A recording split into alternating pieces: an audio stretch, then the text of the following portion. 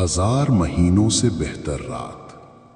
لیلۃ القدر کی سب سے بڑی فضیلت یہ ہے کہ یہ رات 1000 مہینوں تقریباً 83 سال کے اعمال سے بہتر ہے۔ اس رات کی عبادت نماز اور قرآن کی تلاوت کے برابر نہیں ہوتی، یعنی جو کوئی اس رات اللہ کی عبادت کرے اس کے اعمال 1000 مہینوں کے برابر لکھے جاتے ہیں۔ یہی وجہ ہے کہ مسلمان اس رات کی تلاش اور عبادت میں دن رات مصروف رہتے ہیں۔ فرشتے زمین پر نازل ہوتے ہیں۔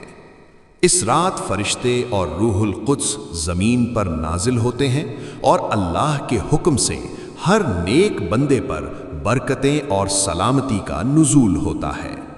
فرشتوں کا نزول یہ ظاہر کرتا ہے کہ اللہ کی رحمت اور مغفرت اس رات میں مخصوص ہے اور بندے کو اپنی دعاؤں میں اللہ کے قریب ہونے کا موقع ملتا ہے۔ اسی لیے دعا اور عبادت کا فائدہ اس رات بہت بڑھ جاتا ہے۔ اللہ کی رحمت اور مغفرت حاصل ہوتی ہے۔ لیلۃ القدر میں اللہ تعالیٰ اپنے بندوں کی بخشش فرماتے ہیں۔ جو کوئی سچی نیت اور خشوع کے ساتھ عبادت کرے اس کے گناہ معاف کیے جاتے ہیں۔ یہ رات گناہوں کی معافی اور دل کی صفائی کا بہترین موقع ہے اور اللہ کے قرب کے لیے خصوصی رات ہے۔ اس لیے مسلمان اس رات میں کثرت سے دعائیں کرتے ہیں۔ اللہم انک عفو تحب العفو فاعف عنی۔ تقدیر کا فیصلہ اسی رات ہوتا ہے۔ اسلامی تعلیمات کے مطابق اس رات میں اگلے سال کے حالات، رزق، زندگی اور موت کا فیصلہ اللہ کے فرمان کے مطابق ہوتا ہے۔ یہ رات تقدیر کی رات کہلاتی ہے۔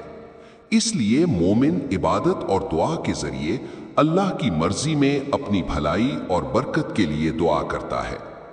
اس حقیقت کی وجہ سے مسلمان رمضان کے آخری عشرے میں خصوصی عبادت کرتے ہیں۔ قرآن کی نازل ہونے کی رات۔ لیلۃ القدر کی ایک عظیم فضیلت یہ بھی ہے کہ قرآن اسی رات نازل ہوا۔ یہ رات اسلامی تعلیمات اور ہدایت کی روشنی کی علامت ہے اور قرآن کی قدر و اہمیت کو ظاہر کرتی ہے۔